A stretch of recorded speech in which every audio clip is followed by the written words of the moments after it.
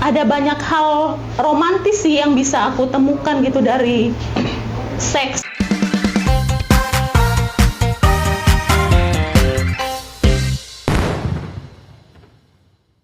Selamat malam teman-teman. Terima kasih ya sudah mau hadir di acara diskusi seks kita memang perlu dibantu. Terima kasih untuk Rumah Rengganis yang sudah menyediakan tempat sehingga kita bisa berkumpul di sini, dan juga tim Uma Ramah yang selalu bersedia ya aku repotin. Since 2020 loh. Jadi since 2020 itu aku akan selalu mengingat ya ketika aku dengan muka tembok mengontak bergerilya ya, mengontak komunitas ataupun toko buku online offline yang aku rasa beririsan lah gitu dengan tema-tema yang aku bahas di dalam buku Akibat Menabuhkan Seks. Itu adalah buku pertama yang diterbitkan secara mandiri dan pemasarannya juga mandiri, dan salah satu komunitas yang memberikan respon positif dan membersamai dari 2020 itu adalah Uma Ramah gitu seperti itu. Dan kita itu baru ketemu tatap langsung itu 2 kali ya. Iya. 2 kali. Jadi dari buku pertama sampai buku kedua ya. Kedua itu didiskusikan secara online lewat IG Live. Jadi waktu itu kan masih masa-masa pandemi ya. Jadi ketika itu ya memang lagi ini ya nge-hype gitu ya diskusi online seperti itu. Kemudian baru di akhir 2023 kita membahas secara offline itu buku Maaf Orgasme Bukan Hanya Urusan Kelamin. Terus ketika Kak Asi dan Bang Rosyid ini ya ngajak untuk ngisi di kelas menulis Uma Ramah, aku nodong, yuk kita bahas nih seks kita memang perlu dibantu, mumpung aku juga lagi di ini ya di Cirebon gitu kan, ya udah kita iniin aja. Dan buku baru. Iya, dan buku baru juga. Dia ini Januari 2024 sih. Seperti itu. Terus buku ini sebenarnya adalah perluasan ataupun juga penyempitan ya, tergantung bagaimana kita memaknai ya, dari buku-buku sebelumnya gitu. Cuman ya kalau misalnya kita ini ya menengok ke belakang, kalau Akibat Menabuhkan Seks itu sebenarnya dia itu kumpulan tulisan esai. Jadi ada 17 atau 16 esai yang tidak hanya membahas mengenai seksualitas gitu loh, jadi juga kehidupan urban Jakarta gitu. Hanya saja ketika akhirnya didiskusikan, justru tuh kebanyakan lebih tertarik ini membahas ataupun membedah mengenai seksualitasnya seperti itu.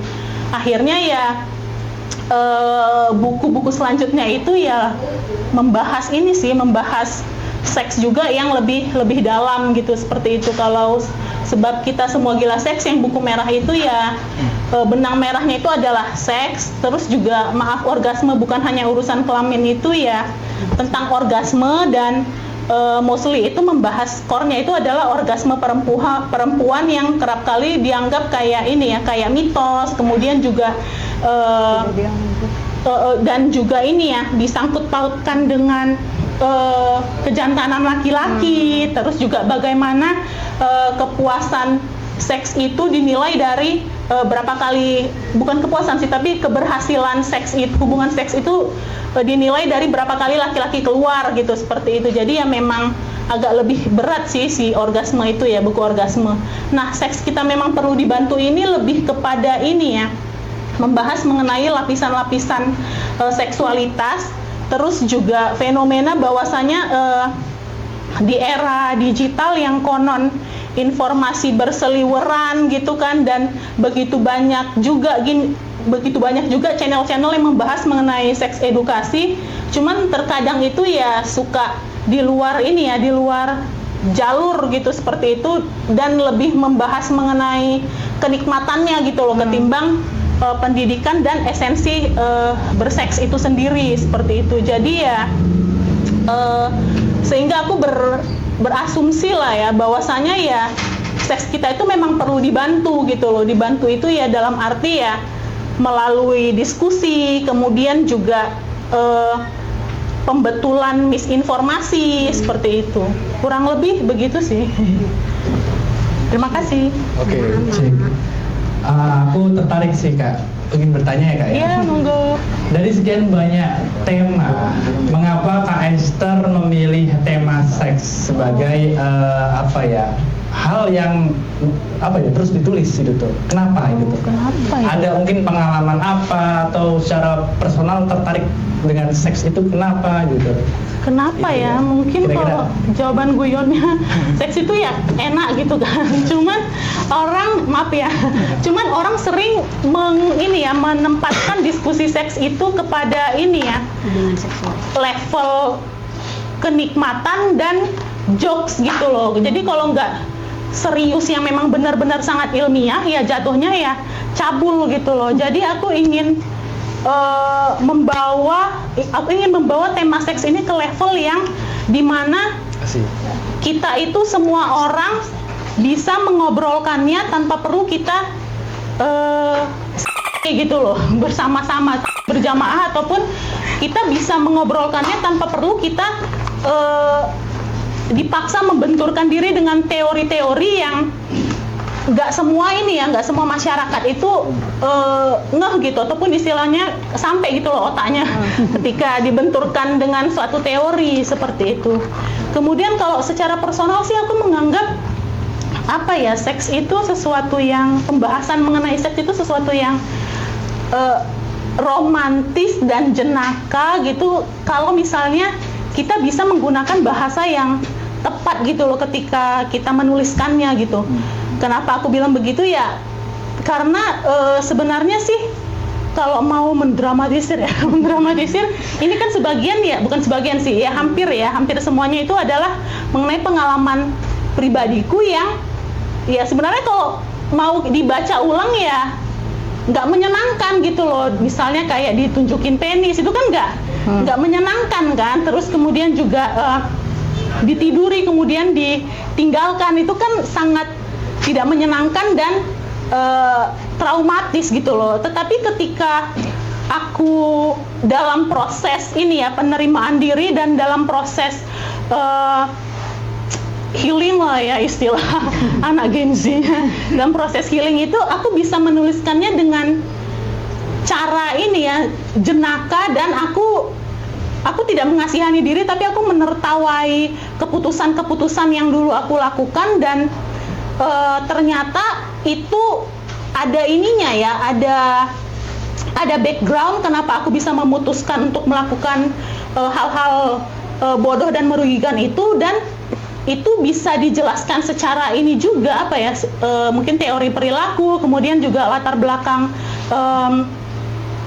masa kecil, kemudian juga kondisi budaya digital saat ini seperti itu gitu. Jadi ada banyak hal romantis sih yang bisa aku temukan gitu dari seks gitu, dan mungkin yang perlu di highlight, seks ini yang nggak hanya berhubungan dengan berhubungan dengan sanggama aja gitu loh, tetapi flirting, kemudian juga PDKT, pubertas, obrolan dengan keponakan mengenai seks gitu, seperti itu. Kemudian juga film-film yang kita tonton seperti itu, terus juga pertemanan, nah seperti itu. Jadi ada romantika dan kejenakaan gitu loh dalam relasi manusia gitu, dan itulah yang ingin aku sampaikan di dalam tulisanku gitu, seperti itu sih.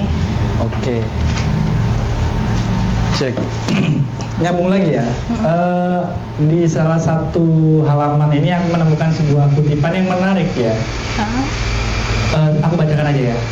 Tapi kelihatannya manusia gagal berevolusi soal seks. Seks kita masih selalu akan tetap purba, liar, dan tak terkendali. Akan selalu ada dorongan untuk mencoba rumput tetangga dan ilalang lainnya. Oke, soal kita gagal berevolusi soal seks gitu tuh ya. Bagaimana sebelum menemukan kutipan ini, fenomena apa yang Kak Esther lihat di realitas? Kemudian hal apa sih yang kira-kira membuat seks kita gagal berevolusi, sedangkan intelektualitas dan lain sebagainya kan kita terus berkembang ya. Tapi soal seks sepertinya tadi selalu purba, liar dan sebagainya. Itu kenapa, dan realitas apa yang Kak Esther temukan? Mungkin ya itu asumsiku ya, bagaimana aku memandang seks dari seenggaknya ketika aku mulai ini ya, aku kan lahir tahun 1986 dan sampai sekarang aku masih hidup gitu kan. Aku melihat bagaimana perubahan yang terjadi di di sekitarku. Kemudian aku mengalami peralihan antara era media cetak dengan era digital gitu. Bagaimana kita itu menggunakan media untuk berkenalan gitu loh dengan calon pasangan seperti itu, dan ternyata ya seiring dengan maksudnya bukan seiring, tapi bagaimana dengan perubahan zaman sekalipun ya seks itu tetap seks itu tetap menjadi sesuatu yang digandrungi gitu loh. Bahkan ketika udah masuk budaya digital ya, kita mengangkangi budaya digital itu gitu loh untuk mendapatkan kepuasan dan keliaran seks itu gitu loh, pertemuan kelamin itu gitu. Jadi ya tetap aja liar dan purba sih gitu, seperti itu ya. Cuman ya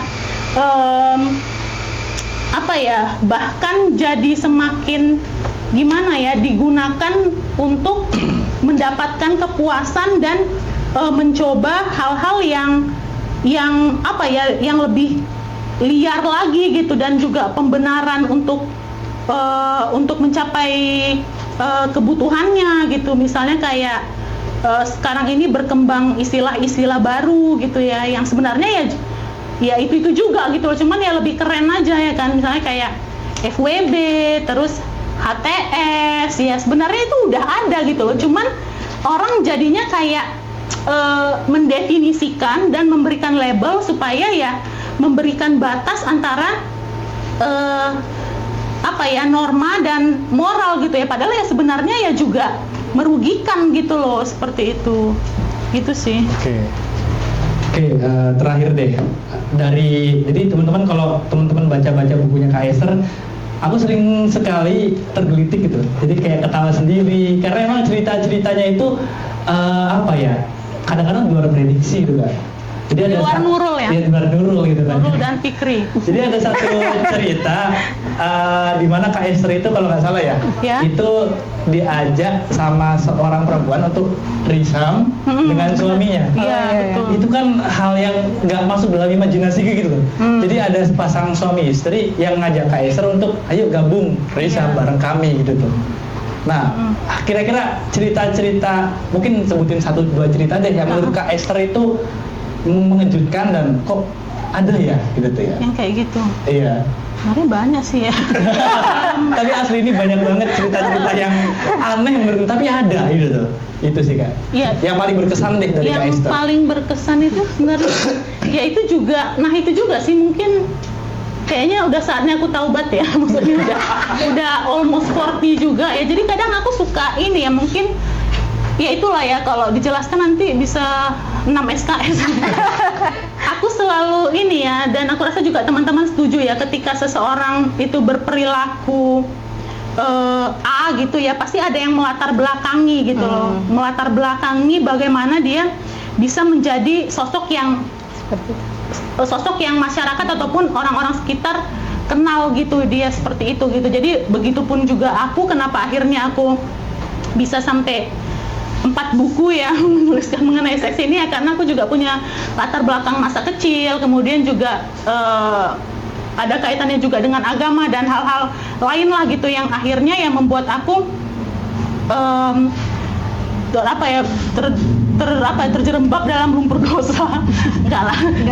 Terjerembab dalam ini ya, pengalaman-pengalaman yang tidak menyenangkan, dan akhirnya itu ada juga sebagian yang memang aku sengaja dalam tanda kutip gitu loh. Jadi ketika itu yang tadi Bondit ceritain itu adalah ketika aku menginstal aplikasi dating, terus aku ada match dengan perempuan ya, karena kalau nggak salah ketika itu aku buat profilku itu bisa match ke laki-laki dan perempuan gitu ya, seperti itu, dan dia ngajak gitu. Nah aku tuh terkadang suka iseng untuk itu ya, mau tahu sebatas mana gitu loh ini akan berlangsung gitu dan obrolan ini gitu. Dan ketika tawaran itu dia utarakan, aku nggak sampai ini ya, nggak mengiyakan lah gitu. Jadi akhirnya ya udah sampai di situ aja. Dan itu menurutku sesuatu yang istilahnya sesuatu yang menarik ya, maksudnya menarik. Dan juga selama ini kan aku cuma membaca di dalam ini ya media sosial, kemudian misalnya kayak thread di Twitter ataupun dengar dari obrolan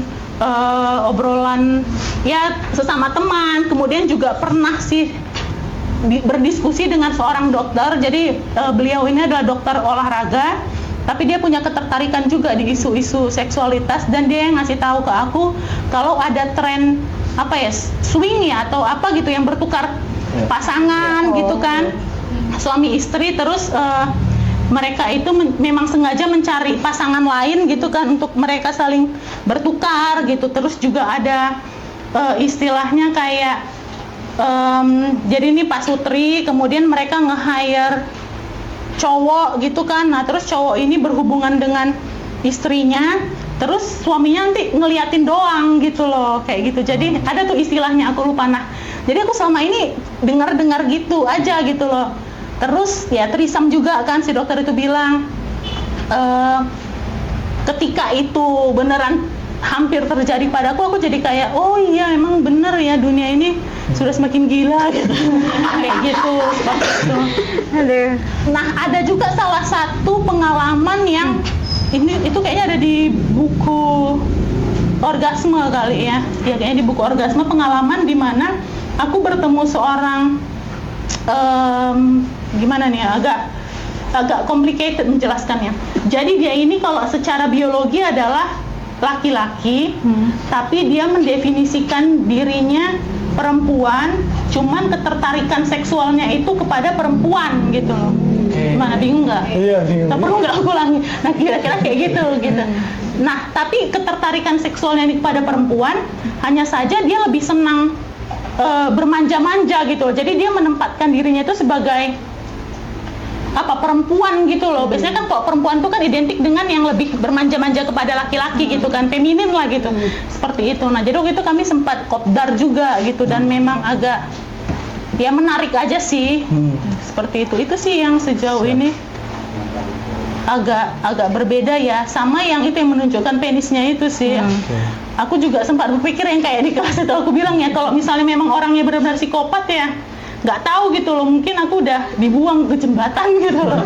Jadi ya itu sih, itu makanya aku bilang jembatan Vina nih ya.